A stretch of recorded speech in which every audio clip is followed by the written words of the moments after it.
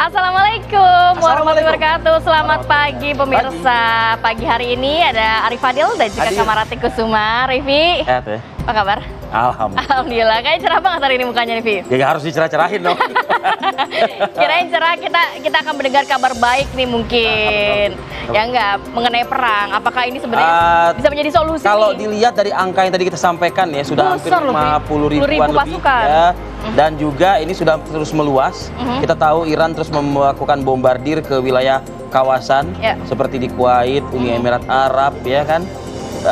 Dan sepertinya perang darat ini bisa dikatakan akan menjadi fase baru, akan menjadi satu hal yang mutlak ya. Nah itu dia. Bicara kita sudah kayak pengamat nih pagi ini. Nggak, tapi kan sebenarnya Donald Trump mengasih waktu sampai dengan 6 April 2026 ya. Semoga ada jawaban dari Iran sehingga invasi darat ini tidak terjadi ya, Via. Tahu nggak yang bisa menghentikan invasi militer Amerika di Iran ini apa? Apa tuh? Turun lagi lebih dari 8 juta. Se-Amerika Serikat kalau bisa. Kan udah di 50 negara bagian. Gak ngaruh juga tapi kayaknya ya. Gak ngaruh ya. Mungkin tidak hanya di Amerika Serikat, harus di seluruh dunia kayaknya ya. Tapi kita tahan dulu pemirsa, kita ke informasi yang lain dulu ya. Ini ada informasi Pertashop di Jalan Kiai Raden Syahid, Dusun Babadan, Desa Kecamatan Ngluar, Kabupaten Magelang, Jawa Tengah terbakar pada tadi malam. Ya, seperti diketahui truk tangki yang tengah membongkar BBM Pertamax ke tangki penampungan Pertashop. Tim Damkar Pos Salam yang mendapatkan laporan langsung melakukan proses pemadaman. Lantaran api mulai merembet ke kabel telepon yang berada tepat di atas Pertashop. Karyawan Pertashop mengalami luka bakar di bagian tangan dan kaki dan sudah mendapatkan perawatan medis. Setelah 5 menit proses penanganan dilakukan, api berhasil dijinakan, dibantu oleh tim damkar tambahan yang diturunkan ke lokasi.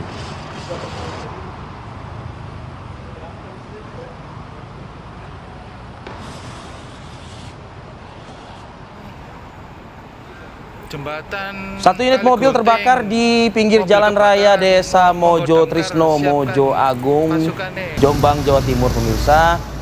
Terbakarnya mobil ini diduga berasal dari hubungan pendek atau korsleting listrik pada bagian mesin atau berdekatan dengan aki mobil. Jadi kejadian berawal saat pengemudi bergerak atau pulang dari Jombang dengan tujuan Mojokerto. Namun saat sampai lokasi kaca mobil terlihat buram sehingga menepi dan berhenti. Kemudian pemilik mobil membersihkan kaca menggunakan lap. Namun tiba-tiba muncul asap dan percikan api dari bagian depan mobil. Jadi memang sudah ada langkah antisipasi sebelumnya sih dengan menggunakan APAR, namun api ini terus membesar, api kemudian baru bisa dipadamkan 1 jam kemudian. Dekat aki mobil katanya kan? Iya. Segala sesuatu aksesoris mobil itu memang biasanya mengacu atau bermuara ke aki ya. Misalnya nambah aksesoris ini, kabelnya tarik ke aki, apa ini tabelnya tarik ke aki. Mungkin apakah ini juga mobilnya ada modifikasi sendiri? Jadi mungkin biasa nonton di TV di rumah, pengen TV di mobil. Pengen ngambil minuman dingin di kulkas rumah. Pengen kulkas di mobil. Pengen kulkas di mobil. Pengen ada duit di mobil, berangkasnya taruh mobil. Berangkas taruh di mobil. Enggak lah ya. Ya udah hidup di mobil lah kalau gitu. Tapi kita turut prihatin atas peristiwa yang terjadi. Ya. Mudah-mudahan bisa ditangani dan bisa menjadi pelajaran untuk kita semua pastinya ya. Kita ke informasi selanjutnya pemirsa, 4 rumah di permukiman padat penduduk tepatnya di Jalan Dr. Sutomo, Karangrejo, Balikpapan, Kalimantan Timur terbakar pada Senin malam. Kebakaran diduga ini bermula dari rumah kos yang memang berada di tengah permukiman padat penduduk. Material bangunan yang didominasi kayu serta jarak antar rumah yang berdekatan membuat api cepat merambat ke bangunan lainnya. Kondisi ini membuat petugas kesulitan memadamkan api, ditambah lagi warga berkerumun melihat dengan dekat peristiwa kebakaran. Membutuhkan waktu 30 menit hingga akhirnya api berhasil dikendalikan oleh petugas pemadam kebakaran.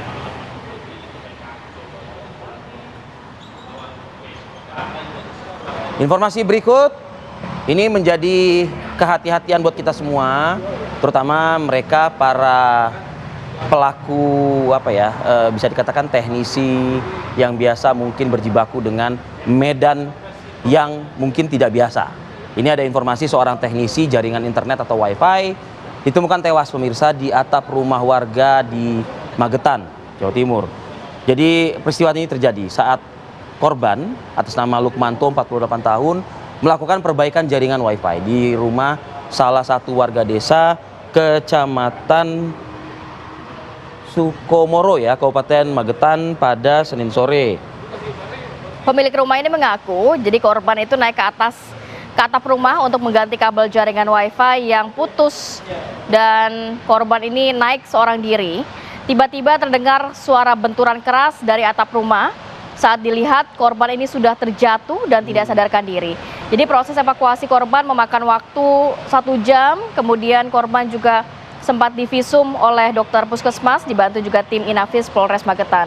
Jadi dari hasil pemeriksaan pihak kepolisian atau pemeriksaan visum, ini tidak ada tanda-tanda kekerasan maupun luka akibat tersengat aliran listrik. Dugaan sementara korban mengalami serangan jantung saat melakukan perbaikan. Jadi pentingnya mungkin semua lini memahami K3 ya, atau mungkin keselamatan kerja. Jadi tidak hanya modal bisa manjat, bisa nyambungin kabel atau apa, tapi perlu diberikan informasi bagaimana memitigasi penanganan pertama ya bila mana memang ada sesuatu hal yang terjadi. Dan kalau bisa juga tadi katakan seorang diri naik ke atap ya kan, harusnya mungkin dua teknisinya, sehingga istilahnya tuh ada teknisi utama, ada connect kan. Betul, gitu, ya.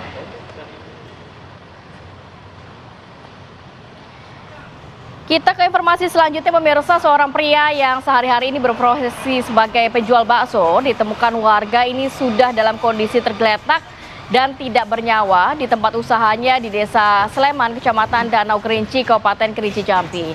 Jasad korban pertama kali ditemukan oleh 2 orang pemuda yang memang datang ke lokasi dengan tujuan meminta sumbangan. Namun setibanya di tempat usaha tersebut, keduanya justru mendapati korban sudah tergeletak dengan posisi yang terlentang. Petugas yang memeriksa jasad korban lalu membawa jasad korban ini ke RSUD Maijen Haji Atalib Sungai Penuh untuk pemeriksaan lebih lanjut. Hasil pemeriksaan sementara tidak ditemukan ada tanda-tanda kekerasan maupun unsur pidana pada tubuh korban. Berdasarkan keterangan keluarga, korban memiliki riwayat penyakit darah tinggi.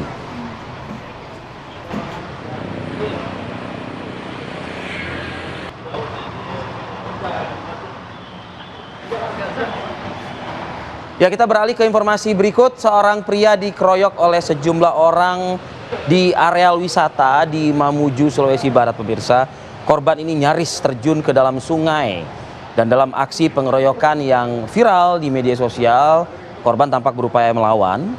Namun jumlah pelaku yang jauh lebih banyak membuat korban menjadi bulan-bulanan.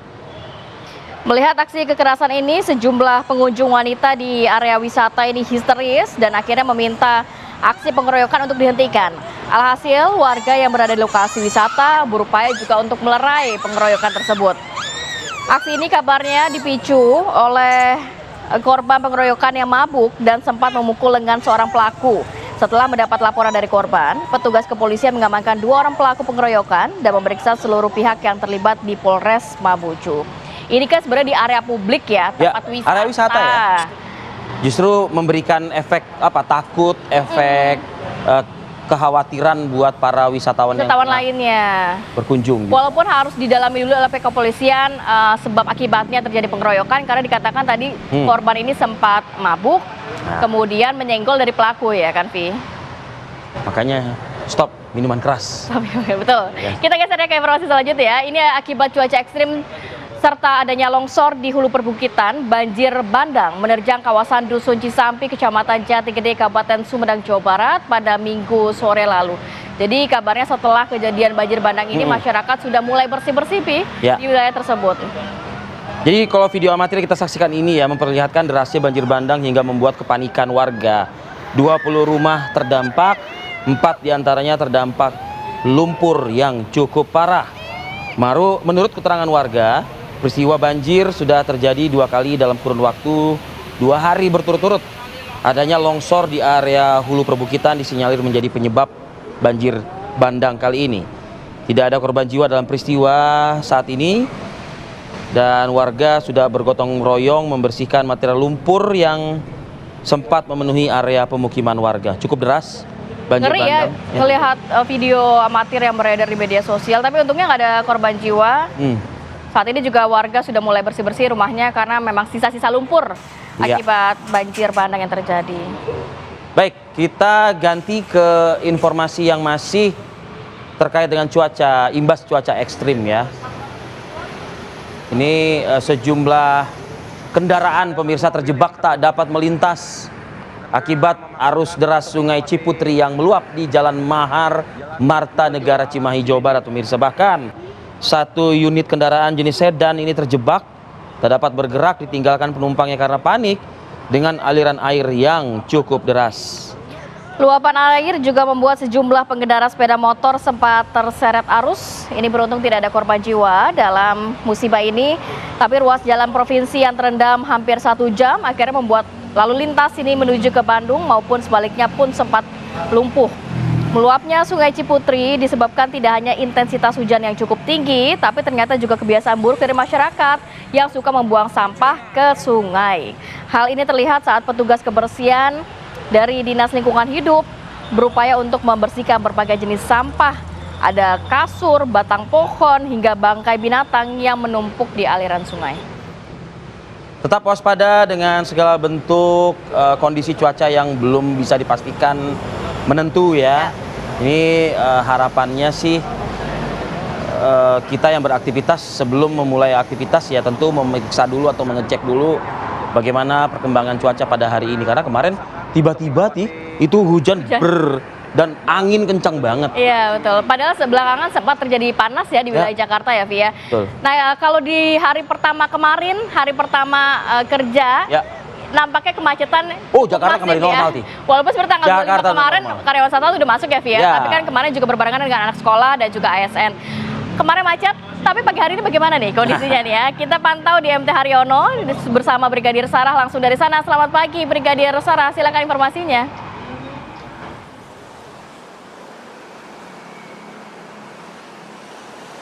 Baik, terima kasih Rati dan juga Arif serta selamat pagi pemirsa, di mana situasi arus lalu lintas pada pagi hari ini di jam berangkat aktivitas perkantoran pada jalur arteri dari arah Cawang yang akan mengarah ke Pancoran ini memang sudah mengalami peningkatan volume kendaraan.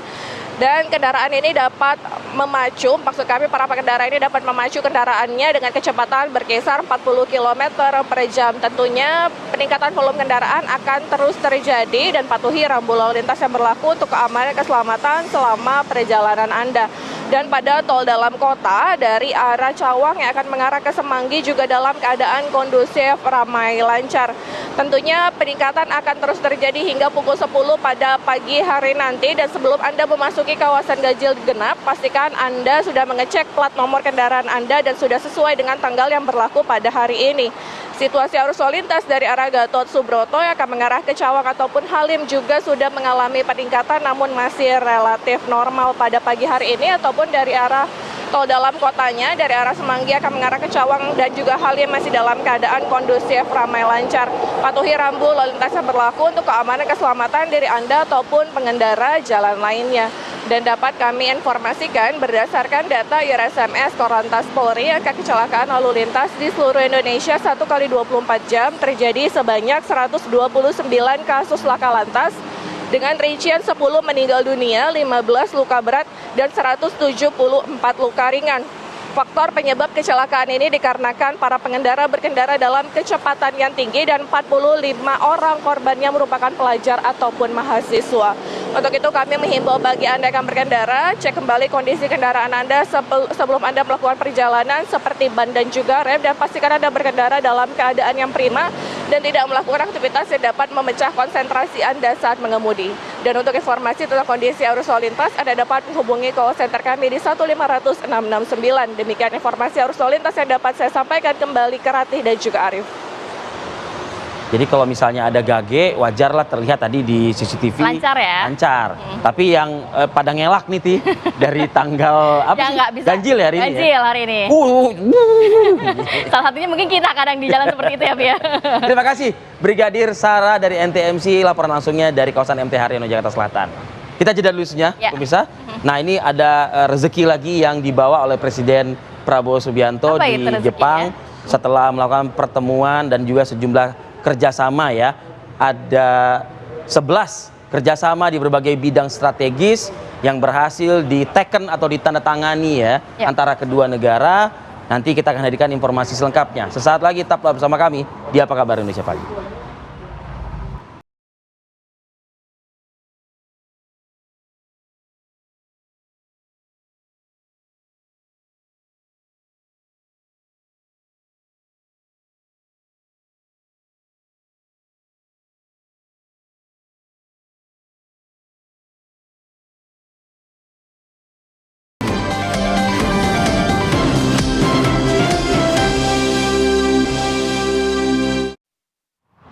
Ya, kembali bersama kita pemirsa. Komisi Nasional Hak Asasi Manusia Komnas HAM memanggil Polda Metro Jaya pada Senin siang untuk meminta keterangan terkait penyelidikan kasus penyiraman air keras terhadap Wakil Koordinator Kontras Andri Yunus.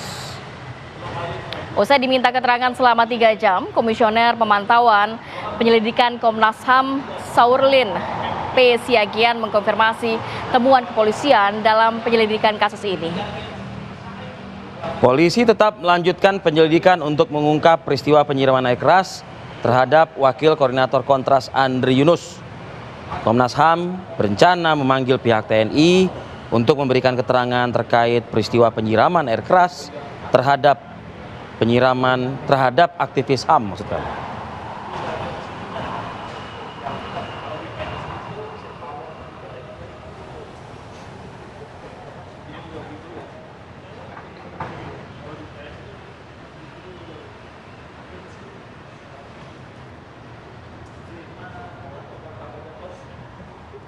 Tim kuasa hukum Presiden ke-7 Republik Indonesia Joko Widodo memenuhi panggilan penyidik Polda Metro Jaya terkait proses restoratif justice terhadap tersangka Rismon Sianipar dalam kasus dugaan ijazah palsu. Dalam proses ini disebutkan telah ada kesepakatan awal yang disusun bersama pihak terkait. Meski demikian, tim hukum menegaskan bahwa proses hukum tetap berjalan dan tidak ada pencabutan laporan. Mereka juga menyebut Rismon sebagai pihak kunci yang diharapkan mampu nantinya mengungkap pihak lain di belakang kasus ini.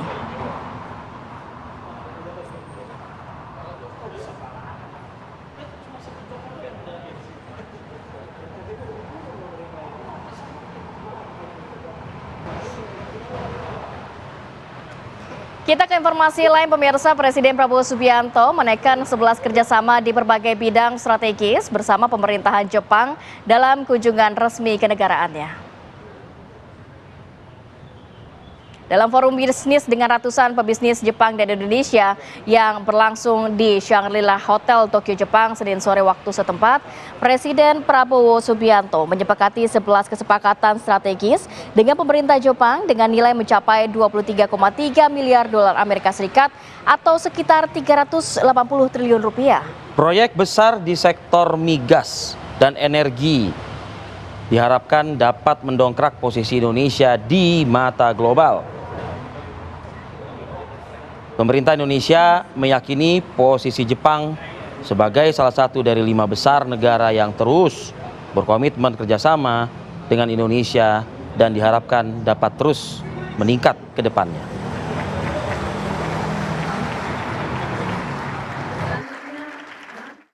Yang kedua yang menarik, siang sampai sore tadi ada Business Forum.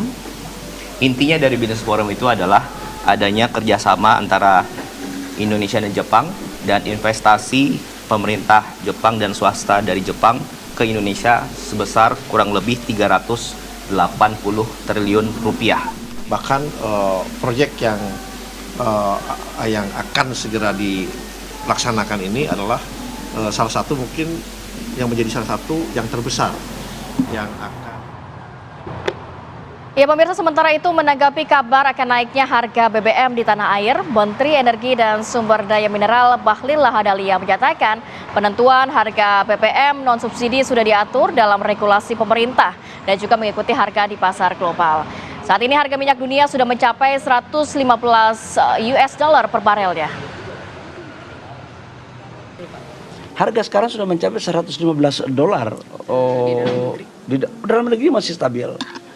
Insya Allah atas arahan Bapak Presiden untuk BBM subsidi sampai dengan sekarang saya pikir bahwa Presiden punya hati lah untuk memperhatikan rakyat kecil.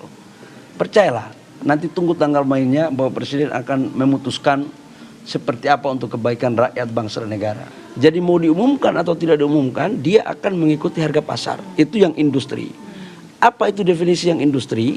Adalah bensin RON 95, 98. Itu kan orang-orang yang mampu lah, seperti mohon maaf, contoh Pak Rosan, Pak Seskap, masa pakai minyak subsidi, ya kan? Dan selama mereka mau jalan banyak, selama ada uang untuk bayar, monggo. Tugas negara menyiapkan. Yang membayar mereka, itu tidak ada tanggungan negara sama sekali. Jadi gunjang-ganjing sudah clear disampaikan oleh Menteri SDM Balikadaya bahwa belum ada rencana kenaikan harga BBM ya. BBM non subsidi dalam waktu dekat ya. dalam waktu dekat ini. Tapi yang paling penting adalah pesannya ketika kita berkendara dan sudah sampai di tujuan, matikan mesinnya. Betul, bukan matikan kompor, bukan. Enggak, saya nggak ngebahas itu. Ti. Oh, enggak, matikan sampai mesin. di tujuan matikan mesinnya. Oh iya. Ya? Sayang kalau mesinnya ini, terus. ini remind lagi untuk pemirsa dan masyarakat ya pastinya ya. Oke. Kita melanjutkan ke informasi berikut. Ini ada kabar bahagia ya. Keluarga Agus Harimurti Yudhoyono dan Anissa Pohan dikaruniai anak kedua berjenis kelamin laki-laki yang lahir pada kemarin malam di Rumah Sakit Pondok Indah, Jakarta Selatan. Agus Harimurti Yudhoyono menyampaikan rasa syukur atas kelahiran putra kedua. AHY mengungkap sang istri Anissa Pohan telah melahirkan dengan selamat. Putra mereka lahir dengan berat 3,076 kg dengan panjang 49 cm. Bayi laki-laki tersebut diberi nama Arjuna Hanyo Krokusumo Yudhoyono yang nantinya bisa juga dipanggil AHY Junior. Keluarga besar Yudhoyono berharap sang putra ini tumbuh menjadi anak yang sehat, soleh, berakhlak mulia, serta kelak mampu juga memberikan kontribusi positif bagi masyarakat, bangsa dan juga negara. Kita juga mengucapkan selamat sekali lagi untuk menambah kelengkapan kebahagiaan keluarga ya. Amin. Semoga Ananda menjadi anak yang sehat dan juga bermanfaat untuk bangsa dan negara.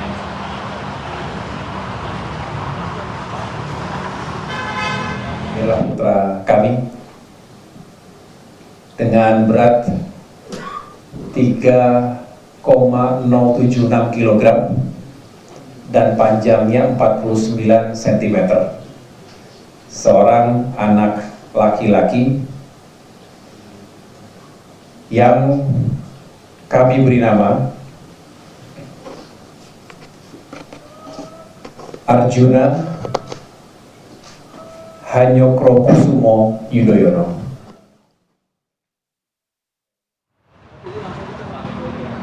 50.000 lebih personil tentara Amerika Serikat dari kekuatan udara dan laut saat ini sudah memenuhi kawasan Timur Tengah yang tersebar di berbagai wilayah. Apakah ini menandakan invasi darat terhadap Iran akan segera dimulai? Simak dialognya sesaat lagi, tetaplah bersama kami di Apa Kabar Indonesia Pagi. Ya, segera saja kita membahas hal ini dengan dua orang narasumber yang sudah hadir di studio kita pada pagi hari ini. Ada Mas Ridwan Habib dan Mas Pizarro Ghazali Idrus. Selamat pagi Bapak-Bapak. Selamat pagi Mas Arif. Saya ke Mas Ridwan Habib terlebih dahulu. Mas Ridwan, angka yang tidak sedikit ya Mas, ini 50 ribuan lebih, laut 52 ribu begitu, untuk angkatan udara dan juga lautnya Amerika Serikat tersebar di beberapa wilayah di kawasan. Pertanyaannya, inikah juga merupakan tanda-tanda bahwa invasi darat itu bukan lagi isapan jempol gitu, artinya sudah di depan mata? Betul Mas Arif, jadi tampaknya kita akan melihat dalam 24 jam ke depan ya. Karena Pentagon sudah menyatakan bahwa mereka sudah dalam posisi standby deployment. Dalam hal ini maka yang kemungkinan pertama kali akan melakukan pendaratan adalah marinir tentu saja. Karena mereka mempunyai kendaraan amfibi pendarat yang kemudian akan disusul dengan pasukan terjun payung, para trooper dari 82nd Brigade atau Divisi Lintas Udara dari pasukan elitnya Amerika yang sesumbar mereka kan bisa dideploy 18 jam kemanapun di seluruh dunia. Nah, begitu kan jargon mereka. Tetapi sebagaimana dinyatakan oleh juru bicara Khotamul Anbiya, Kolonel Zogovari, tampaknya mereka sudah siap, Iran sudah siap untuk menerima dalam tanda petik tamu istimewa ini. Dan ini sudah disiapkan pasukan-pasukan komando mereka. Iran itu punya pasukan Nohed, punya pasukan Sebrin, punya sniper dengan senapan khusus, yang bisa membidik jitu dalam jarak 1,5 kilometer. Jadi kita sedih dengan perang ini sebenarnya. Kita ingin ini segera berakhir. Betul. Tetapi ketika Trump memaksakan invasi darat, kita sebenarnya juga menunggu-nunggu karma yang akan diterima oleh pasukan darat Amerika ini. Karena kalau ini benar-benar terjadi, maka akan ada semacam war show, ada semacam pertunjukan mandala perang yang luar biasa dari pertahanan infanteri darat Iran menuju melawan Special Force Amerika. Anda memilih diksi karma tadi ya, Mas Ridwan ya. Kan kita juga mendengar slogan dari Iran juga, welcome to hell, begitu ya, kepada pasukan Amerika ini yang nanti akan masuk ke invasi darat ini. Kenapa diksi itu Anda pilih gitu? Ya karena memang perang ini tidak dimulai oleh Iran. Iran sedang dalam proses negosiasi, tiba-tiba prosesnya sedang berjalan, Israel dan Amerika melakukan serangan. Jadi yang bersalah di awal tentu saja pihak Amerika dan Israel. Kita firm dalam hal ini. Dan dalam konteks defensif, Iran sudah menantikan ini, Mas Arief, puluhan tahun, belasan tahun, bahkan mereka siap, bahkan mereka mempelajari secara rinci bagaimana Special Force ini bergerak. Jangan lupa pasukan komando Iran yang disebut dengan Nohed itu dibentuk, itu elit ya Mas? Ya, itu elit, itu dibentuk 1960, dilatih pertama kali oleh Special Force Amerika. Jadi ini murid melawan guru gitu ya, kira-kira begitu. Ada setidaknya truf-truf yang sudah dipegang juga. Betul. Ya. Jadi secara teknik, secara metode mereka sudah hafal. Memahami. Nilai unggulnya apa? Nilai unggulnya adalah adik-adik kita, anak-anak muda Iran ini. Mereka memahami geografis dengan lebih baik, tentu saja. Mereka lahir dan besar di Iran. Wilayah mereka memahami vegetasinya, mereka memahami konturnya, dan itu tidak bisa dimiliki oleh marinir Amerika maupun 82nd Brigade. Nah, Mas Ridwan, kalau kita membaca berita internasional dari Amerika Serikat mengatakan ini tidak yang full scale invasion, tapi lebih ke penyekapan wilayah strategis secara terbatas, seperti mungkin Krak Island dan juga kawasan Hormuz. Nah, ini akan seperti apa perbedaannya kalau full scale invasion dengan yang hanya terbatas di beberapa wilayah saja? Ya, targetnya Mbak Ratih mereka 3 kan. Yang pertama Pulau Hak, yang kedua Selat Hormuz, yang ketiga adalah pusat-pusat reaktor nuklir yang belum bisa, pengayaan uranium yang belum bisa dihancurkan. Nah, dengan 3 sasaran darat. Dengan 3 sasaran darat ini makin membuktikan bahwa Trump tidak pede dengan ground invasion. Karena kalau dia full scale ground invasion, tadi pertanyaan Mbak Ratih, butuhnya setidaknya 800.000 tentara aktif. Pasukan. Wow. Dan itu hampir semua Amerika, pasukan Amerika akan reserve ke Iran. Dan itu tidak mungkin, apalagi dengan geografis Iran yang begitu luas. Dan kosnya juga pasti ya. Betul. Oke, saya ke Mas Pizarro. Mas Pizarro, kita ketahui secara jumlah mungkin bila mana Amerika Serikat dan sekutu-sekutunya ini terus menambah begitu kekuatan, artinya Iran pun terbatas. Tapi Iran pun juga kabarnya juga ditopang dan dibantu meskipun belum secara resmi diterima oleh Iran ya.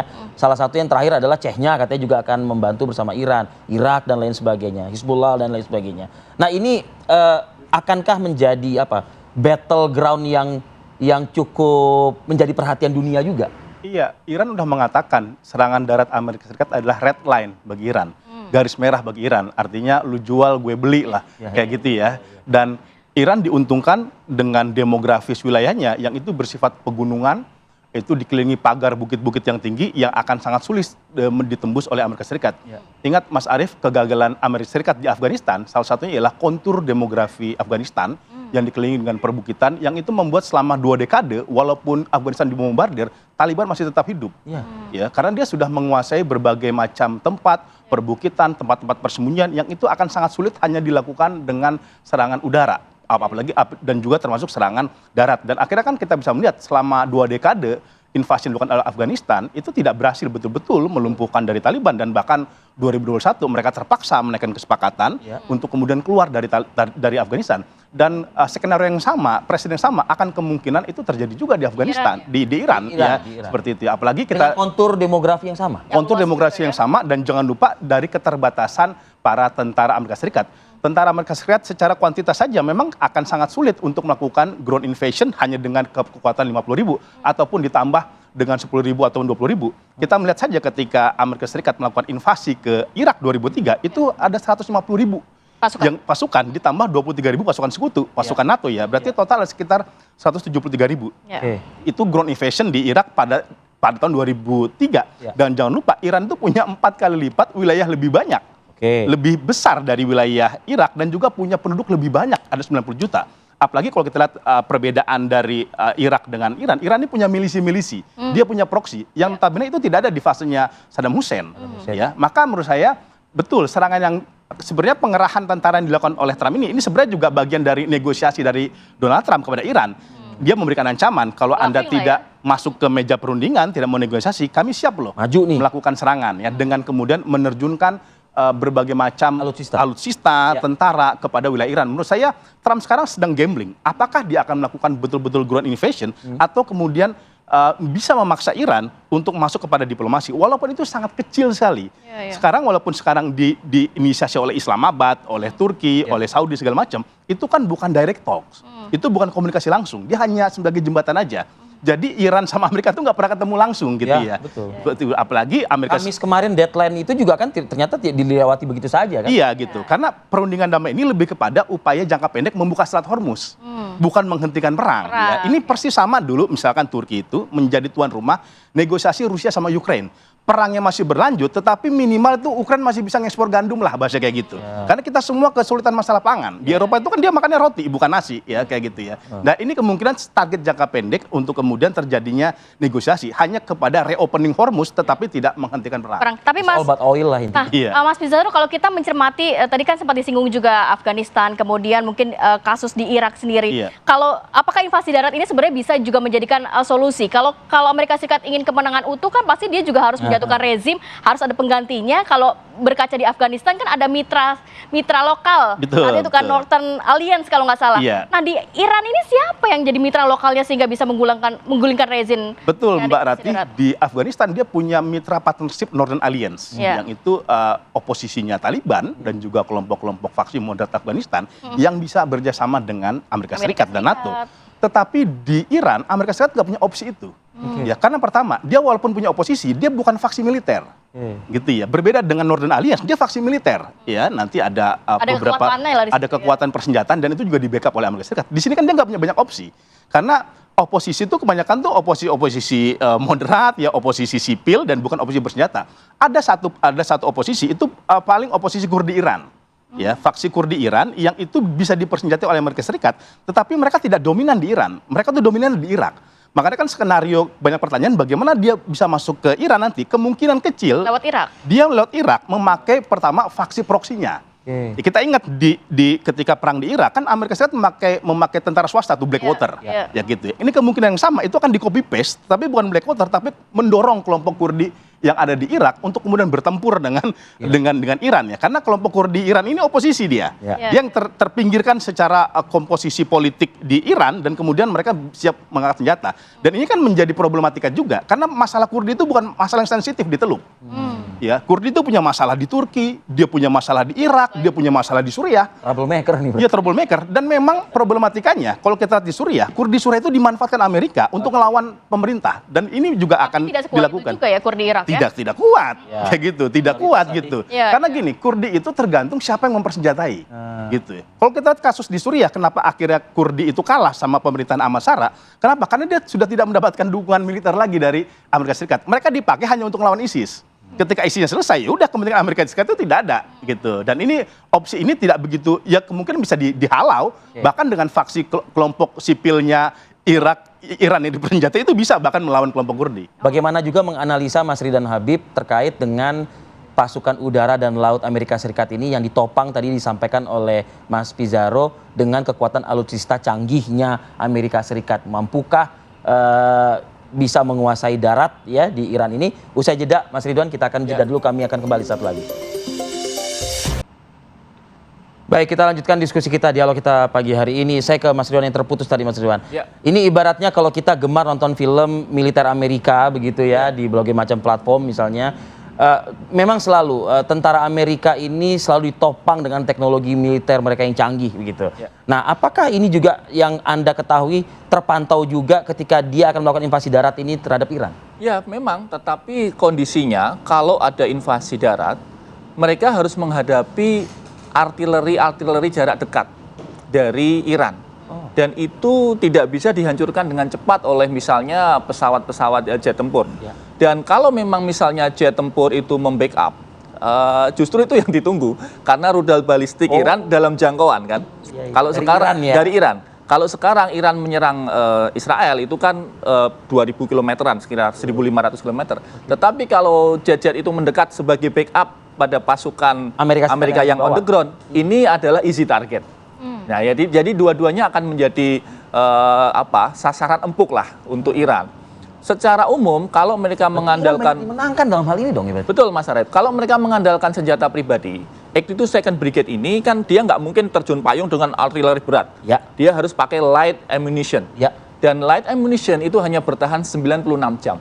96 jam. Oh. 96 jam. Jadi kalau kemudian dia mendarat on the ground, dalam waktu 4 hari, ya dia countdown ya? Dalam waktu 4 hari dia harus menguasai wilayah. Atau kalau tidak ya sudah mati bersama-sama. Karena dia hanya kehabisan amunisi. Betul, amunisi. Dan kalau dilihat dari sisi jumlah tadi Mas Bizarro menyebut soal geografi kontur, tentara Iran ini kan dia sudah terbiasa dengan kamuflase.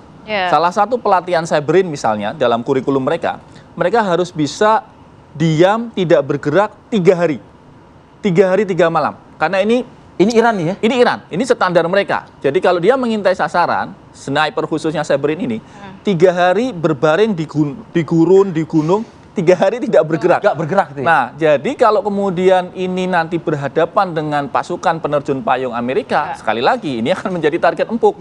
Baik oleh sniper daratnya Cyberin, ataupun kalau mereka di backup dengan jet-jet tempur, jet tempurnya dalam sasaran, ibarat kita sasaran ketapel gitu kan, karena dalam jarak yang sangat dekat.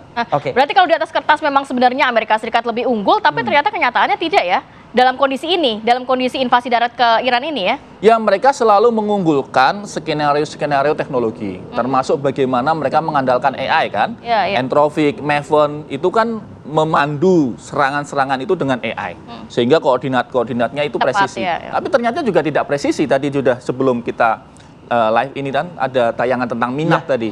Jadi ternyata tidak sepresisi itu kok jargon-jargon dari Amerika itu. Dan akibatnya adalah tentara Iran sangat pede hari ini. Sangat pede dan mereka mengeluarkan beberapa macam video propaganda, termasuk juga ucapan yang legendaris dari Kolonel Zoghari ya. Kalau kalian datang ke Iran, kalian akan disantap oleh hiu teluk Persia. Nah, itu menggentarkan sekali untuk mental tentara Amerika. Makna yang cukup menakutkan buat Amerika ya. Apabila tentara Amerika Serikat datang ke tanah Iran, akan pulang dengan peti mati. Nah, iya, begitu. Jadi narasi-narasi propaganda mereka, bayangin Mas Arif. Ya habis Amerika propagandanya terlalu banyak. Hampir 3 menit sekali kantor berita Iran News Agency ini mengeluarkan video-video yang sangat viral ya. Termasuk juga bagaimana mereka menggunakan karakter-karakter Lego untuk melakukan trolling terhadap Amerika dan Trump. Dan ini menggentarkan sekali untuk mental tentara Amerika. Ingat, Iran ini tentaranya mencari mati syahid, mencari mati mulia. Sementara tentara Amerika ini berangkat dengan ya males-malesan, dalam artian mereka kan hanya sekedar menjalankan tugas, menjalankan kewajiban. Dalam diri dia juga mungkin sebetulnya menolak juga. Ya, karena para purnawirawan jenderalnya kan sudah mengingatkan. Ya, Purnawirawan Mayor Jenderal Randy Manner, itu mantan komando 82nd Brigade, mengingatkan Trump bahwa kalau kamu nekat memberangkatkan anak-anak muda Amerika ke Iran, itu akan menjadi killing field, akan menjadi ladang pembantaian buat anak-anak muda ini. Oke, berarti Mas Bizarro dapat kita simpulkan ini lebih kepada ancaman semata ya, lebih kepada ultimatum yang mungkin tidak dijalankan sepenuhnya oleh Amerika Serikat. Iya, memang Amerika Serikat sebenarnya itu mengalami beban moral untuk melakukan serang ini. Ingat ya, survei terbaru di Amerika Serikat, 62% masyarakat Amerika Serikat itu menolak invasi kepada wilayah Iran. Ini persis yang terjadi ketika Israel menyerang Gaza. Kita lihat ya, tahun 2025 itu tingkat tertinggi tentara Israel itu bunuh diri. Bayangkan, tahun 2025 loh. Stres, tekanan, psikologis, beban moral, ya ada moral injury karena dia membunuh orang-orang tidak bersalah gitu ya. Kenapa? Dia tidak mendapatkan dukungan dari masyarakatnya. Dan ini halnya yang sama. Kita bisa lihat kemarin ya, demonstrasi No Kings itu 8 juta loh. Dan itu terjadi sejarah loh ya. Sepanjang sejarah terbesar dan tidak hanya itu Mas Arief, itu di wilayah-wilayah konservatif. Wilayah-wilayahnya basis Republikan. Yang sekarang itu mereka juga menggap-menggap. Kan rata-rata konservatif pendukung-pendukung Trump ini kelompok-kelompok petani di daerah. Masyarakat di daerah yang sekarang sangat khawatir sekali itu masalah pangan itu terhambat. Kita ingat loh, jangan lupa Selat Hormuz itu selain lalu lalang jalur perdagangan energi, minyak dan gas, itu juga pupuk. Ya, betul. Ya, sepertiga pupuk dunia itu dipasok dari Selat Hormuz, dan itu juga akhirnya membuat dampak terhadap ladang-ladang pertanian yang ada di Amerika Serikat. Jadi ada semacam beban moral sekarang diberikan terhadap para tentara Amerika Serikat. Ingat ya, ketika mereka dilepas ketika perang itu kan nangis-nangis itu, pelukan, nangis-nangis ya. Beda kayak dengan Iran, dia bikin rantai manusia kayak gitu kan. Malah lebih happy ya. Iya, dia malah turun di square. Beda gitu loh. Iya, karena apa? Ada semacam kemenangan moral di sini, dan ini yang tidak jarang diperhatikan kalau kita mengukur peperangan.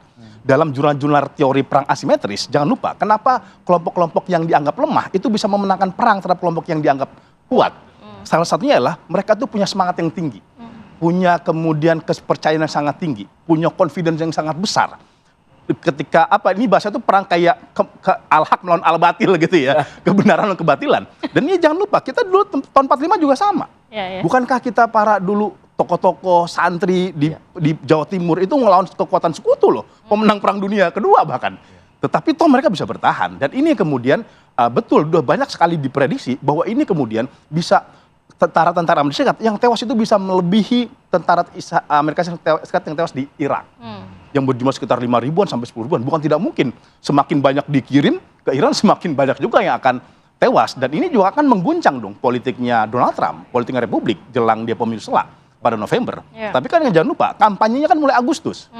Kampanye pemilu sela itu mulai Agustus. Lagi surveinya turun lagi ya. Pemilihan paruh waktu. Karena kan Amerika Serikat itu dia punya pemilu itu di pemilu sela, pemilu di tengah-tengah. Kalau kita kan enggak kan milih DPR udah 5 tahunan. Kalau dia kan ada 2 tahunan gitu. Tapi apa seorang Trump mau melihat paruh waktu ini bila mana ternyata sentimennya negatif terhadap dia, apakah dia akan berubah pikiran begitu? Memang Trump itu sangat mementingkan citra politik dia, citra kekuasaannya dia. Dia tuh nggak mikirin tuh stabilitas keamanan, stabilitas kawasan Amerika Serikat. Yang penting dia tuh tetap berkuasa. Tetapi jangan lupa, mungkin impeachment itu susah. Tetapi kalau kemudian Republik kalah sama Demokrat di pemilu sela, kebijakan-kebijakannya akan sulit. Kebijakan-kebijakan yang sulit di-approve oleh Kongres. Anggaran militer, penambahan ongkos belanja perang, invasi ke negara-negara asing. Ya itu akan kemudian dihambat oleh Partai Demokrat. Kalau kemudian ini akan berubah nanti komposisinya, demografi legislatifnya Amerika Serikat gitu ya. Dan ini kan yang terjadi dulu ketika George Bush, ketika perang Irak. Ingat loh, George Bush menang 88, George Bush senior ya, bapaknya George Bush, tapi 92 pemilu dia kalah. Ya, karena kegagalan memenangkan pertarungan di Timur Tengah dan menimbulkan gelombang harga minyak yang sangat besar. Persis kayak situasi sekarang. Ya gitu. Dan menurut saya ini akan menjadi kalkulasi oleh Partai Republik ya untuk kemudian apakah perang ini bisa dimenangkan. Kan tadi disebut Mas Habib ya, ada beberapa target strategis kan. Minimal kalau nggak bisa membuka Selat Hormuz, Pulau Kark-nya dikuasai. Tapi jangan lupa Iran tuh juga udah naruh ranjau di situ. Ya 90% minyak Iran dari Kark. Ya. Kalau kemudian kedua, selemah-lemahnya iman Amerika Serikat itu menguasai Pulau Qasim.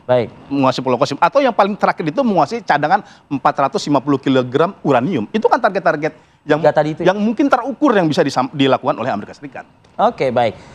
Satu hal lagi yang pengen juga saya ketahui Mas Ridwan dengan Anda, tapi nanti diulas di segmen berikutnya. Artinya begini, kalau dikatakan dari awal serangan Amerika atau Israel di Iran ini, Iran membalasnya dengan juga bantuan-bantuan data intelijen dari negara-negara sahabat Iran. Nah, untuk menghadapi invasi darat ini apakah masih ada ya bantuan-bantuan intelijen dari negara sahabat Iran ini? Usai jeda berikut pemirsa, kami akan kembali saat lagi.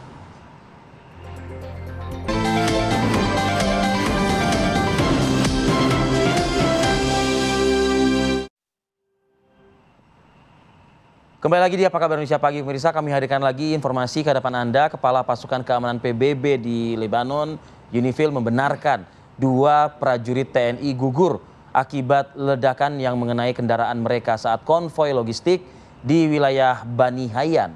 Sehari sebelumnya, 1 prajurit TNI gugur akibat serangan Israel ke markas UNIFIL di wilayah Lebanon Timur. This morning, 2 Indonesian peacekeepers lost their lives in an explosion that hit a UNIFIL logistic convoy, destroying their vehicle near Bani Hayyan in Sector East. 2 more peacekeepers were injured, 1 seriously. The origin of the explosion has not been determined.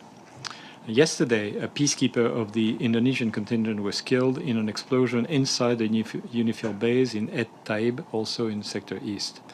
Another peacekeeper was critically wounded and was evacuated to a hospital in Beirut.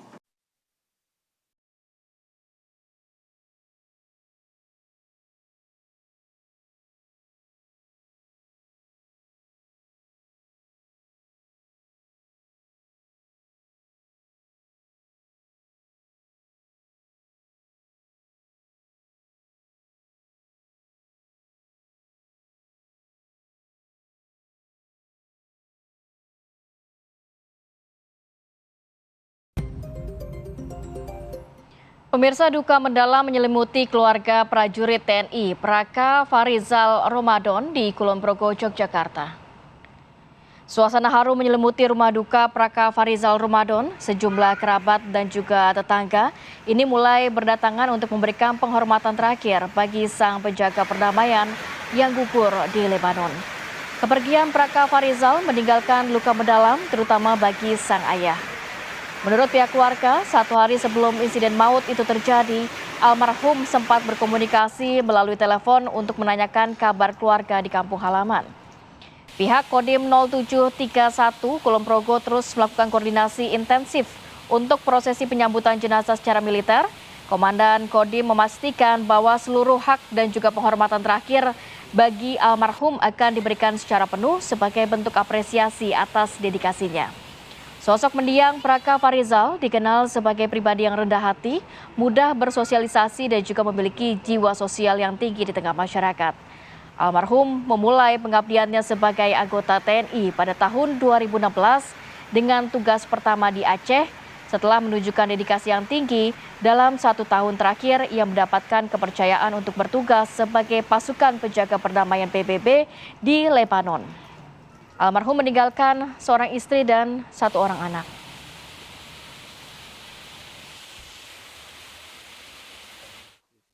Termasuk kalau wingi sonten. Berarti sekitar Jumat ya. Oke, nanti derengnya itu buat nganu itu. Oh, karena itu buatan kayaknya. Di sore hari. Untuk menyampaikan komunikasi untuk menyampaikan apa? Menyampaikan apa-apa, sinyalmu elek ya tak minatan itu. Nah nanti kami masih berkomunikasi dengan pihak PMP TNI untuk terkait dengan pemulangan almarhum. Jadi saat ini masih tahap menunggu. Insya Allah mudah-mudahan lusa sudah bisa sampai tanah air. Ya tentunya duka cita kita mendalam ya untuk Praka Farizal Ramadan dan semoga keluarga di Kulon Progo ini selalu dalam lindungan Allah dan diberikan kekuatan, kesabaran dan keikhlasan juga. Ya. Kita juga akan mengupdate informasi terkini langsung dari sana bersama rekan kami Ari Wibowo. Selamat pagi. Ari, apa informasi terbaru di sana? Silakan Ari. Ya, selamat pagi Ari Fadil dan Kamarati Kusuma. Bisa saya jelaskan. Hingga saat ini pihak keluarga Praka Farizal masih menunggu kedatangan jenazah yang diterbangkan dari Lebanon. Terus karangan bunga mulai membanjiri rumah duka di Sidorejo, Lenggah, Kulon Progo. Praka Ramadan sendiri dikenal dengan sosok yang pribadi yang baik, memang bersosialisasi bertangga dan untuk tugasnya sendiri mengawali karirnya di tahun 2016 lalu di Aceh, kemudian setahun terakhir ini berangkat ke Lebanon. Praka Farizal sendiri merupakan 2 bersaudara dari ayah Imam dan ibu Susi.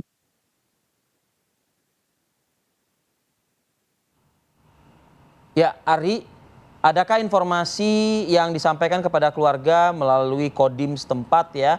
Atau mungkin ada mempunyai informasi lainnya yang disampaikan mungkin saja dari Mabes AD atau Mabes TNI mengenai rencana kepulangan dari almarhum Praka Farizal Ramadan? Hingga saat ini pihak keluarga maupun dari Kodim masih menunggu konfirmasi dari Mabes TNI. Belum ada kepastian pasti datangnya jenazah di rumah duka begitu. Baik, Ari Wibowo, terima kasih banyak atas informasinya langsung dari Kulon Progo, Yogyakarta, dan selamat bertugas kembali. Kita lanjutkan perbincangan hari ini, Mas Ridwan, kalau berbicara mengenai dalam waktu dekat, kemarin juga kita sempat mendengar bahwa Amerika Serikat ini juga memberikan ultimatum, kemudian tidak jalan, kemudian juga sampai tanggal 6 April harus ada keputusan dibuka atau tidak Selat Hormuz, kemudian nanti akan ada langkah lebih tegas dari Washington. Tapi Anda melihat apakah mungkin ada exit strategi yang dilakukan oleh Amerika Serikat, melihat udah kepalang nih, seperti saat ini 50.000 pasukan loh berada di negara Teluk yang akan kemana nasibnya nantinya? Ya, salah satu opsi terakhir dari Trump memang ground invasion, Ratih ya. Karena no way exit, nggak ada jalan lain kecuali invasi itu. Darat berarti? Invasi darat itu nih menjadi salah satu keniscayaan buat Trump untuk menyelamatkan mukanya ya, di dalam politik dalam negeri Amerika. Karena kalau invasi darat ini berhasil, lalu kemudian secara magical, dramatical itu tentara Amerika bisa menguasai Teheran, maka kemungkinan negara-negara kawasan di sekitar Teluk itu akan firm untuk mendukung Amerika. Saat ini kan mereka menahan diri ya. Ibaratnya nonton di tikungan gitu, Mbak Ratih. Nanti siapa nih yang kira-kira bakalan menang nih, apakah Iran atau Israel atau Amerika. Nah, kalau sudah mulai terlihat mereka akan menunjukkan sikap. Saat ini mereka sangat menahan diri, terutama negara-negara Teluk ya. Karena ya mereka khawatir kalau Iran ini berhasil unggul dan mereka salah dalam memilih teman, salah memilih kubu, ya mereka menjadi negara yang terancam, dalam tanda petik terancam. Yang paling merasa khawatir tentu saja Israel.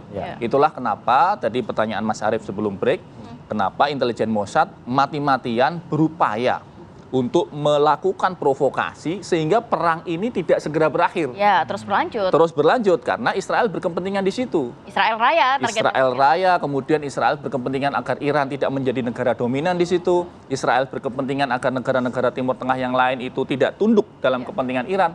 Jadi kalau disebut apakah ada kerjasama intelijen, tentu saja. Pasti. Tentu saja Iran juga mempunyai dukungan intelijen untuk menghadapi invasi darat. Untuk menghadapi invasi darat, terutama termasuk dari Rusia ya. Rusia ini kan ada beberapa jurnal yang mengatakan bahwa tentara-tentara komando dari Iran itu berlatih juga di Siberia. Wow. Di Siberia itu Rusia Utara ya. Dengan iklim yang lebih dingin lagi, lebih ekstrim lagi. Jadi kalau kemudian ini dia dilatih oleh Spetsnaz, ini dilatih oleh pasukan komandonya Rusia, ditambah lagi mereka sudah memahami karakteristik Special Force, Delta Force-nya Amerika, ya sudah. Ini akan menjadi nilai leverage keunggulan dari pasukan infanteri Iran. Wow, sudahlah dilatih Amerika, dilatih lagi Rusia. Lengkap nih sudah ya berarti. Dengan suhu yang ekstrim bahkan ya. Mas Pizarro dari Anda mungkin? Iya, mungkin ada beberapa exit strategi yang bisa dilakukan, tetapi ini bukan dari Trump, tapi dari Kongres. Ya, kita mengetahui bahwa aturan Amerika Serikat, ya resolusi tentang perang mereka, Kongres hanya memberikan waktu 60 hari atau 2 bulan ya untuk Amerika Serikat atau pemerintahannya dalam melakukan perang. Jika dinilai itu tidak berhasil, malah menambah buruk citra Amerika Serikat dan berdampak pada ekonomi, Kongres bisa mengetuk palu untuk kemudian menghentikan perang atau tidak memberikan otorisasi terhadap Donald Trump melanjutkan perang. Mungkin itu bisa saja menjadi exit strategi bagi Trump. Dia merasa tidak kalah karena memang dituntut oleh Kongres dia untuk menarik diri ya. Tetapi memang itu tergantung sejauh mana Partai Republik ini itu juga bisa beyond Trump. Tidak dikendalikan oleh Donald Trump ya. Tetapi kita jangan lupa sekarang ini ada eskalasi yang baru di mana gelombang demonstrasi dari masyarakat sipil itu mendesak agar Amerika Serikat menghentikan perang. Kita ingat dulu ya, Richard Nixon menghentikan perang di Vietnam itu karena tekanan sipil. Gitu ya, bukan soal kalah menang, tapi ada pergeseran pola mau mendengar ya, ada pergeseran masyarakat domestik Amerika Serikat yang kemudian mulai speak up tentang sikap anti perang terhadap Vietnam dan juga ada semacam burnout dari tentara Amerika Serikat. Mungkin saja itu bisa dijadikan pertimbangan oleh Donald Trump untuk tidak kemudian melakukan serangan terhadap Iran. Sosoknya seperti itu kah Trump? Memang akan sangat tipis sekali. Trump bisa seperti itu ya. Gitu ya. Dia sangat tipis sekali. Tetapi kan pilihannya dia mau tetap berlaku seperti itu atau kemudian kekuasaan dia mulai runtuh. Ya kan gitu. Jangan lupa Donald Trump pernah kalah dulu di pemilu yang pertama dia menang, Kedua, dia kalah sama Demokrat. Bukankah itu juga salah satu karena faktor kegagalan Trump? Dan kalau ini terjadi, ini kan akan mengulangi hal yang sama. Menurut saya ada kemudian pertimbangan-pertimbangan strategis ya di dalam internal Amerika Serikat yang kemudian untuk membawa status quo, ya udah begini-gini aja.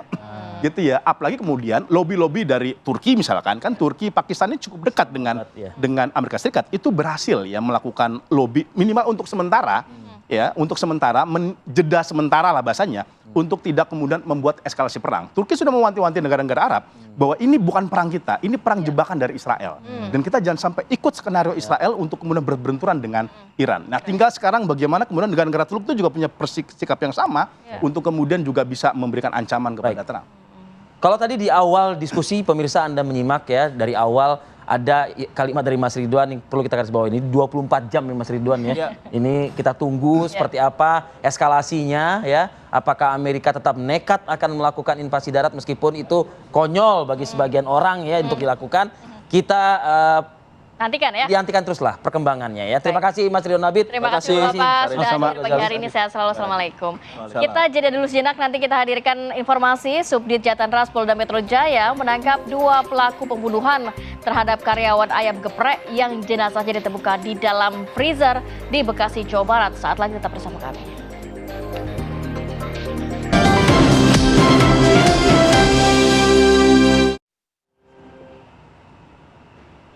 Pemirsa, Subdit Jatanras Polda Metro Jaya menangkap 2 pelaku pembunuhan terhadap karyawan ayam geprek yang jenazahnya ditemukan di dalam freezer di Bekasi, Jawa Barat. Kedua pelaku inisial S dan A ini ditangkap oleh Jatanras Polda Metro di tempat persembunyian mereka di gubuk di wilayah Desa Sindang Panji, Cikijing, Kabupaten Majalengka, Jawa Barat. Pelaku melarikan diri usai membunuh korban inisial AH dengan cara keji.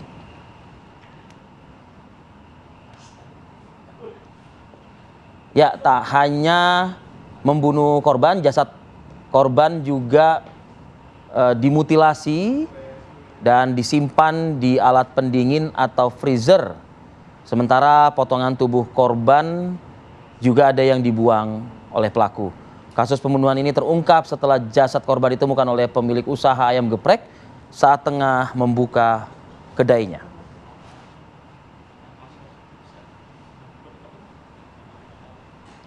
Baik, untuk mengetahui mengenai kasus ini kita akan bergabung dengan Kombes Pol Iman Imanuddin, Direktur Reserse Kriminal Umum Polda Metro Jaya. Assalamualaikum, selamat pagi Pak Dir. Selamat pagi Pak Dir. Selamat pagi Mbak, Mas. Ya. Sehat selalu. Baik, terima kasih waktunya Pak Dir. Mengenai kasus ini yang juga menjadi perbincangan publik, pelaku sudah diamankan oleh pihak kepolisian. Tapi kok apa yang menjadi motif sampai tega bahkan jasad korban ini ditaruh di freezer? Dimutilasi ya? Dimutilasi dan ditaruh di freezer.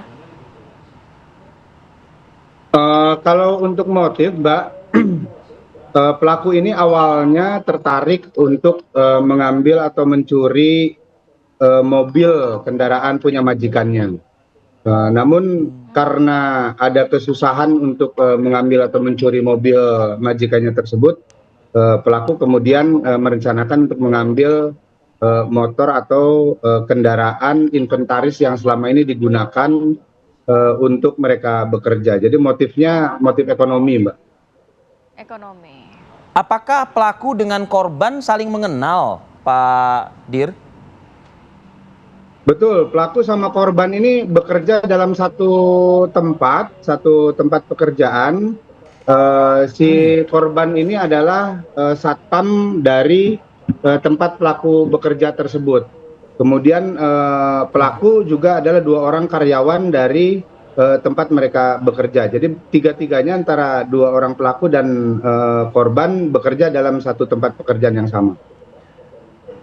Apakah korban mengetahui Pak rencana awal niatan jahat dari pelaku ini begitu Pak? Karena pertanyaan saya ini seperti ini agak enggak lazim ya Pak ya kalau misalnya ke sebuah kejahatan dengan latar belakang tertentu sampai harus berujung dengan mutilasi begitu Pak. Artinya pembunuhan secara kejam.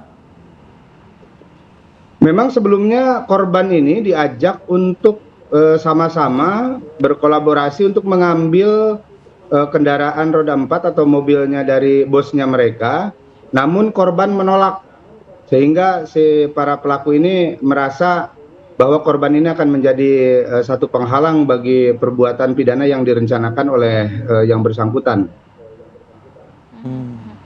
Jadi selain juga pemilik usaha, selain juga menemukan ada jasad korban di dalam freezer, tapi juga menemukan bahwa harta bendaranya juga hilang ya Pak ya? Ya, yang diambil oleh pelaku adalah 2 kendaraan yang biasa digunakan oleh mereka di dalam melaksanakan pekerjaannya. Itu adalah kendaraan atau motor inventarisnya mereka itu. Oke. Pak Dir, dari mana penyidik Pak dalam hal ini atau petugas lah ya mengetahui Pak bahwa korban ini menolak untuk terlibat atau bekerja sama dengan pelaku Pak? Kami peroleh itu berdasarkan dari hasil berita acara pemeriksaan atau pengambilan keterangan dari para tersangka yang pelaku sudah ya? kami tangkap atau kami amankan ya. Kemudian kami pertanyakan kepada mereka dari mulai awal mereka merencanakan dan tersampaikan oleh mereka bahwa awalnya memang si korban ini diajak oleh pelaku untuk melakukan kejahatan, namun korban menolak mengikuti ajakan dari 2 orang pelaku ini. Diketahui nggak Pak apa alasan korban ini menolak begitu Pak? Karena si korban ini sudah merasa seperti keluarga sama majikannya tersebut. Korban ini kan sudah tidak memiliki keluarga, kemudian sudah ikut dengan majikannya cukup lama dan sudah dipercaya oleh majikannya. Jadi korban tidak mengikuti apa yang diinginkan atau diajak oleh para pelaku tersebut. Pak Dir, sudah berapa lama pelaku ini bekerja dengan majikannya, kemudian akhirnya pihak kepolisian bisa mengerucut kepada 2 pelaku ini dari mana Pak? Kalau untuk kenapa kami bisa mengerucut pada 2 orang pelaku, tentunya penyidik selalu berlandaskan pada pengungkapan perkara yang berbasis saintifik. Sehingga berdasarkan keterangan dari saksi-saksi maupun temuan-temuan di TKP, baik itu temuan barang bukti ataupun alat bukti yang kami peroleh selama proses penyelidikan maupun penyidikan, tersebut mengarahlah pada orang yang diduga melakukan tindak pidana dimaksud. Nah, untuk lamanya para pelaku maupun korban bekerja di majikannya sudah lumayan cukup lama, sudah lebih dari 2 tahun sebenarnya, sehingga itulah yang membuat korban ini terjadi ikatan batin dengan majikannya dan merasa sebagai sebuah keluarga karena sudah diperlakukan dengan baik sebenarnya. Pak Dir, satu hal yang juga ingin saya ketahui Pak, apa dasar pelaku ini mau melakukan kejahatan di tempat dia bekerja ya? Kenapa berbeda yang dirasakan dengan korban yang merasa ini sudah kayak keluarga, perusahaan juga mungkin memberikan hak-haknya kepada korban juga begitu. Apa yang mendasarkan? Adakah unsur dendam atau ada unsur ketidakadilan begitu? Sebenarnya tidak ada, karena itu murni para pelaku ini ingin menguasai barang atau kendaraan yang dimiliki oleh majikannya. Jadi awal dari rencana itu dibuat oleh para pelaku itu adalah dari tanggal 18 Maret sebelum pelaksanaan Idul Fitri itu. Lebaran nah kemudian ya sebelum Lebaran, ya, kemungkinan pelaku ini membutuhkan tambahan pendapatan, sehingga berpikir ingin menguasai barang atau kendaraan roda 4 mobil yang dimiliki oleh majikannya. Namun karena ada hambatan di dalam mengambil mobil tersebut, kebetulan berada di rumahnya pengamanannya cukup baik, sehingga si pelaku ini mengajak korban untuk mengambil motor, namun korban tidak mau. Oke, ada latar belakang kejahatan, catatan kriminal dari pelaku? Dari data Pusat Kriminal Nasional yang kami miliki, sebenarnya belum ada catatan kriminal yang dimiliki oleh 2 orang pelaku ini. Jadi ini adalah kejahatan pertama yang mereka lakukan. Baik, Pak Dir, konstruksi hukum Pak terhadap 2 orang pelaku ini Pak? Terhadap mereka berdasarkan fakta hukum yang kami peroleh, memenuhi unsur pasal 459, junto 458, dan junto 479 KUH Pidana Undang-Undang Nomor 1 Tahun 2023. Jadi kita kenakan 3 pasal berlapis untuk perbuatan yang dilakukan oleh 2 orang pelaku tersebut. Dengan ancaman hukuman, Pak? Untuk ancaman pidananya hukuman 20 tahun penjara, kemudian pidana seumur hidup dan ancaman pidana mati. Baik, terima kasih banyak Kombes Pol Iman Imanuddin, Direktur Reserse Kriminal Umum Polda Metro Jaya sudah berbagi waktu dan waktunya pada pagi hari ini. Sehat selalu Bapak. Sehat selalu, terima kasih Pak Direktur. Terima kasih Mas, Mbak, sehat selalu. Baik, kita harus jeda dulu sejenak, nanti kita hadirkan informasi. Rencananya Presiden Prabowo Subianto ini akan membangun hunian untuk warga, Vi, di pinggiran rel. Bantaran rel itu ya? Di bantaran rel di kawasan Saya lihat tuh videonya tuh pada Senen, saat Jakarta Pusat. Presiden berkunjung Nah, ke sana. ini langsung awalnya disambut. sepi.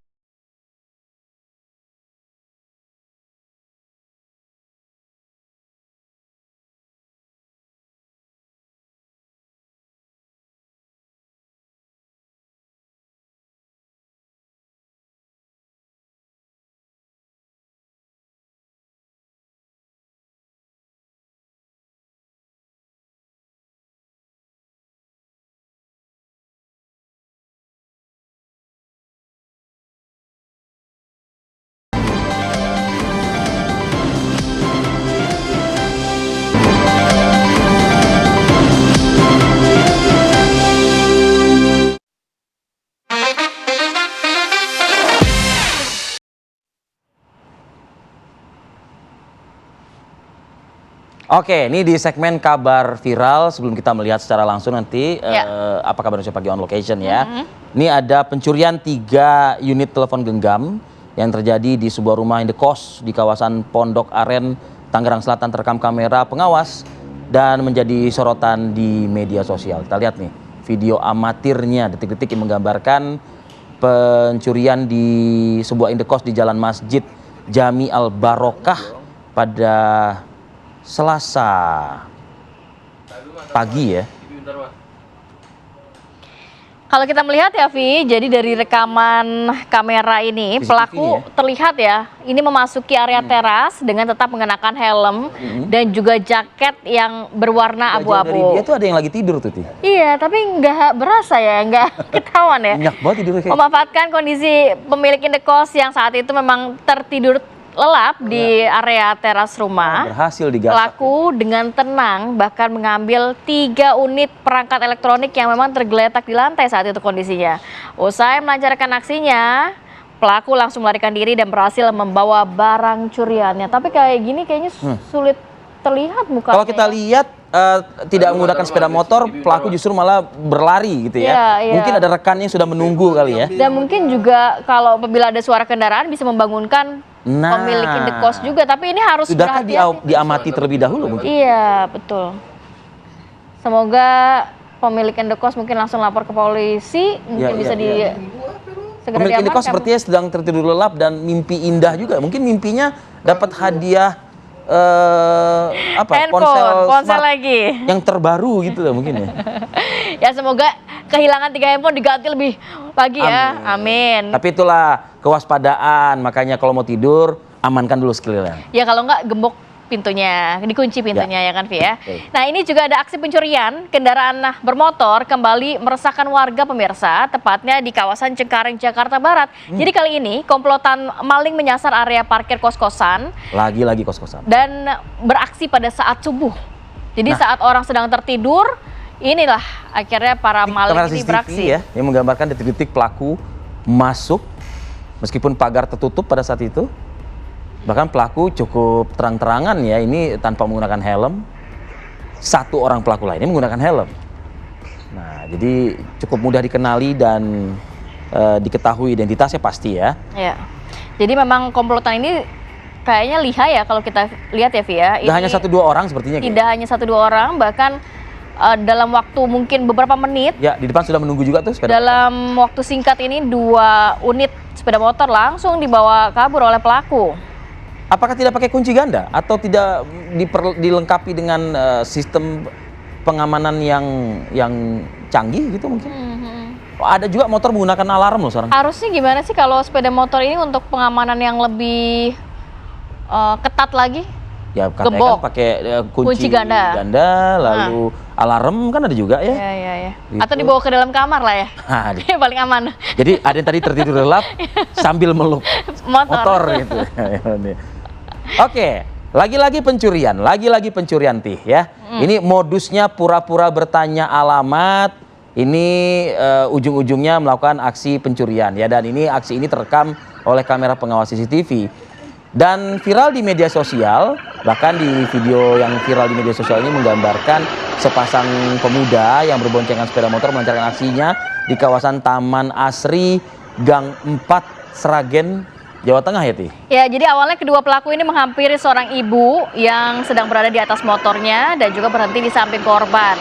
Pelaku ini pura-pura menanyakan arah jalan untuk memecah konsentrasi dari korban. Ketika korbannya sudah lengah, dan salah satu pelaku dengan cepat mengambil telepon genggam dan juga dompet yang memang letaknya di dalam dashboard motor korban.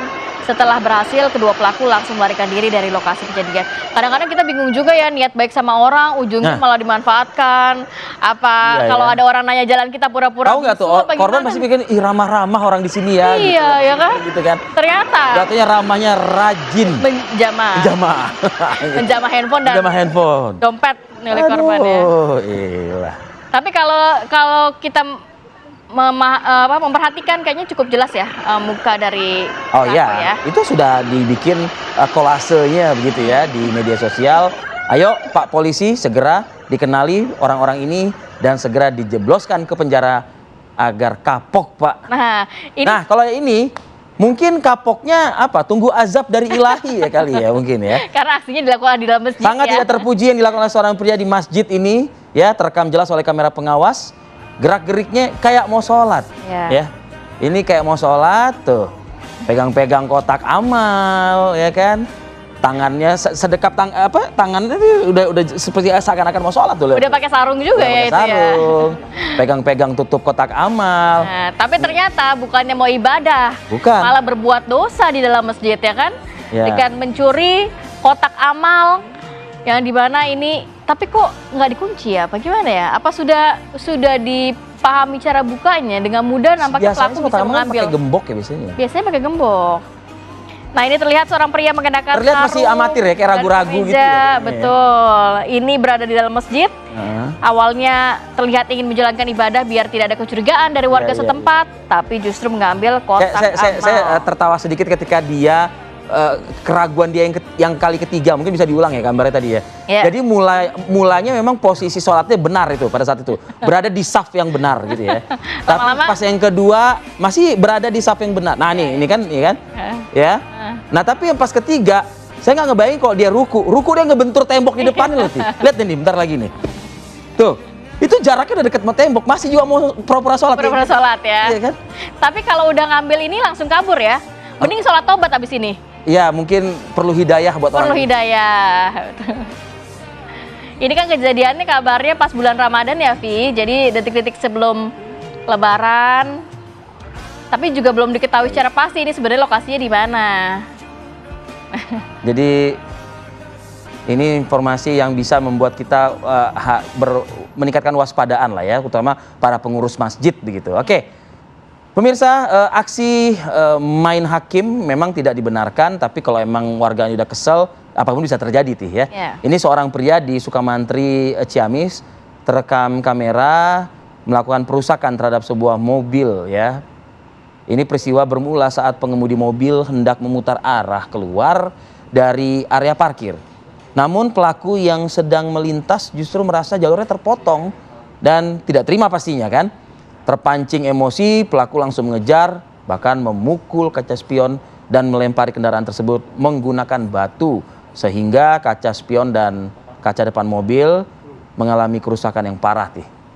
Meski situasi ini sempat tegang, tapi menurut pihak kepolisian bahwa kedua belah pihak ini telah berdamai secara kekeluargaan melalui mediasi yang dilakukan oleh Polsek Panjalu.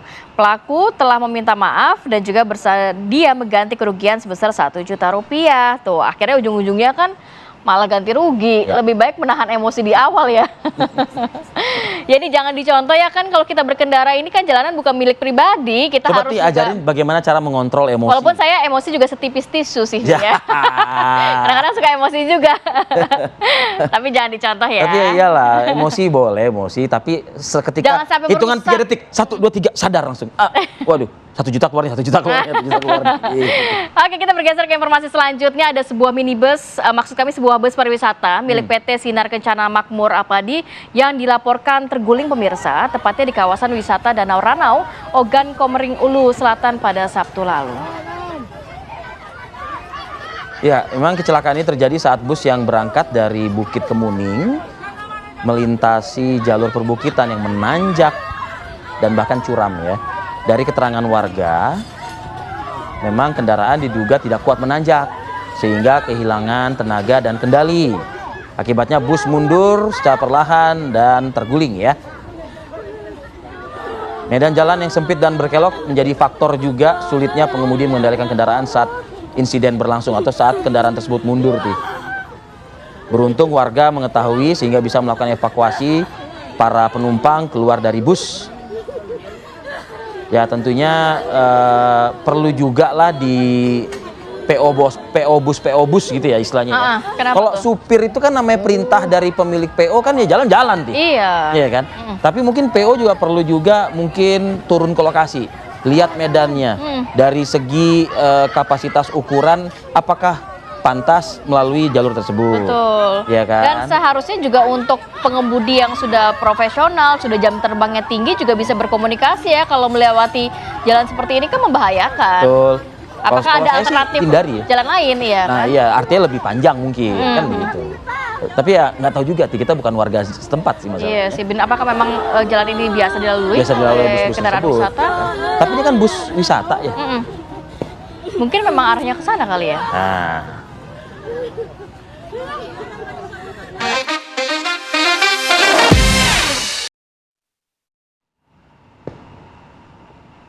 Oke, ini tadi kita sampaikan ya Ti, kita akan melihat secara langsung pinggiran rel kereta di kawasan Senen Jakarta Pusat yang didatangi oleh Presiden. Kabarnya warga ini sangat menantikan bantuan dari Presiden berupa rumah tetap buat mereka tidak lagi menghuni bantaran rel ya. Saat lagi ya, tetap bersama kami di Apa Kabar.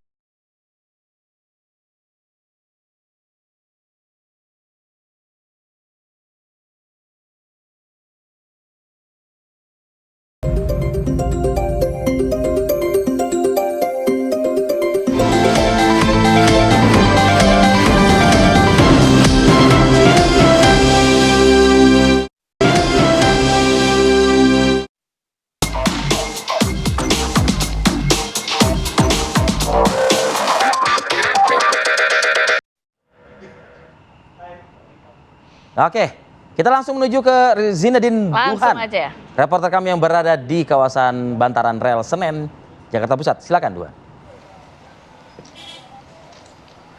Ya, Fadil, Rati, dan juga pemirsa, benar sekali bahwa memang beberapa hari yang lalu ini Presiden Prabowo Subianto mengunjungi langsung ini pemukiman padat penduduk yang berada di bantaran rel Senen Jakarta Pusat, yang mana Prabowo Subianto sendiri sebetulnya melihat langsung seperti apa kondisinya para warga yang sayangnya harus tinggal di samping rel kereta api dikarenakan juga kondisi ekonomi yang tidak memungkinkan untuk menyewa sebuah tempat tinggal yang layak. Saat kami berjalan ke sini memang beberapa kali terhenti untuk bisa mencapai dari satu titik ke titik lainnya, karena juga memang rel di Senen ini cukup padat, seperti itu dilalui oleh kereta sehingga beberapa menit sekali selalu muncul kereta, dan juga tentunya ini juga menjadi salah satu resiko bagi para masyarakat yang tinggal di bantaran rel. Jika kita lihat dari segi bangunannya, saya gambarkan terlebih dahulu, ini rata-rata merupakan bangunan dengan atap yang digunakan dari terpal, lalu juga samping-sampingnya juga masih menggunakan terpal, tidak jarang juga memang menggunakan spanduk-spanduk bekas kampanye yang sudah tidak digunakan, lalu digunakan sebagai dinding untuk di tempat tinggalnya. Nah, saya akan ajak Anda untuk bergerak sedikit lebih jauh untuk melihat sebetulnya seperti apa kehidupan yang berada di belakang atau di bantaran rel seperti itu. Nah, saat ini ada kereta yang melintas di belakang saya, di mana saat kereta melintas ini tentunya warga yang berada di sekitarnya harus langsung menjauh. Tentunya juga untuk faktor keselamatan, dan terlihat juga memang kegiatan dari para warga di pagi hari tidak terlalu banyak. Fadil, Rati, dan juga pemirsa, ini hanya ada beberapa saja yang memang terlihat terpantau sedang mencuci pakaian dan juga sedang melakukan aktivitas-aktivitas lainnya. Nah, Prabowo Subianto juga menyebutkan pada saat berkunjung ke sini mendengarkan langsung aspirasi dari masyarakat, salah satunya adalah untuk merelokasi warga yang berada di sini untuk dipindahkan ke hunian yang tentunya juga lebih layak dan juga lebih aman. Seperti itu, saya akan mengajak Anda untuk lebih mendekat sini ke arah warga. Ada yang sedang mencuci dan saya akan mencoba untuk berbincang bersama warga yang berada di sini untuk menanyakan langsung sebetulnya seperti apa pendapatnya mengenai rencana dari relokasi yang direncanakan oleh Presiden Prabowo Subianto untuk para penduduk yang berada di bantaran rel Senen, Jakarta Pusat. Selamat pagi, Ibu. Ibu dengan Ibu siapa? Maaf saya ganggu sebentar ya, Bu. Ibu Isa. Ibu Isa udah berapa lama Bu tinggal di sini, Bu? Saya belum lama. Belum lama. Belum. Bu, kemarin Prabowo kan ke sini, Bu. Iya. Nawarin. Ibu lihat nggak? Enggak. Enggak lihat. Enggak. Bu, katanya ini warga yang mukim di samping rel mau direlokasi ke hunian yang lebih bagus, lebih aman pastinya, Bu. Nah, ini dari Bu Isa sendiri gimana, Bu, pendapatnya, Bu? Ibu mau nggak, Bu, direlokasi ke misalnya rumah susun atau yang gitu-gitu, Bu? Iya, mau. Mau, Bu. Nah, kalau di sini rasanya gimana sih, Bu, tinggal di rumah di samping sini? Mau ngontrak nggak mampu ya terpaksa lah. Terpaksa. Ibu berapa orang, Bu, di keluarga di dalam? Saya sama anak saya satu. Anak saya satu. Ini di sini bangun aja atau di sini harus bayar juga, Bu? Bangun aja. Bangun aja. Dan di sini warganya banyak ya, Bu, ya? Enggak banyak sih, cuma berapa dikit. Terima kasih, Bu. Ya, itu dia memang yang menyebutkan kepada kami bahwa sebetulnya warga sendiri setuju di sini untuk mendapatkan hunian baru, direlokasi ke tempat yang baru karena tentunya juga lebih aman.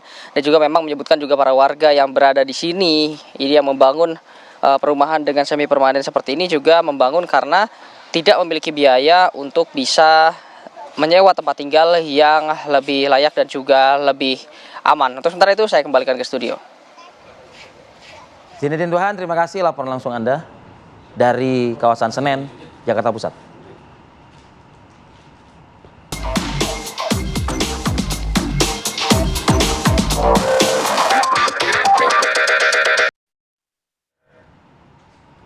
Memang kalau dilihat sih dari background Duhan tadi mengabarkan jauh dari amat sangat layak.